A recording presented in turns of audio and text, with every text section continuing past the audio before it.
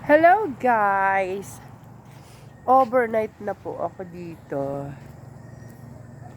Alam mo, pasyal-pasyal din pag may time. Sarap dito guys. May pandalawahan.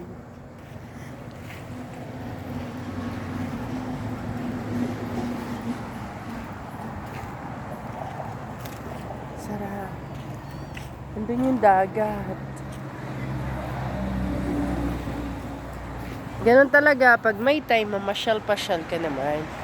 Kung saan yung mga magagandang places na pwede mo siyang puntahan. Masarap kaya yung maggagala-gala minsan, di ba?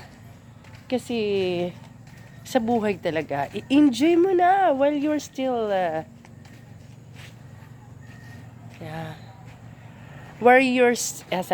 while you're still young, you need to enjoy, right?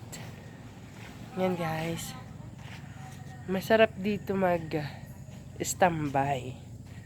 Sarap, napaka calm ang water. Thank you so much guys. Dito kami ngayon naka-standby. Dito yung table namin guys. Ito yung table namin. Pwede ka dito guys mag-overnight kahit 20 ka tao pwede. Accommodate sila dito guys. Yan. Medyo madilim-dilim dito guys. Sabi nga ni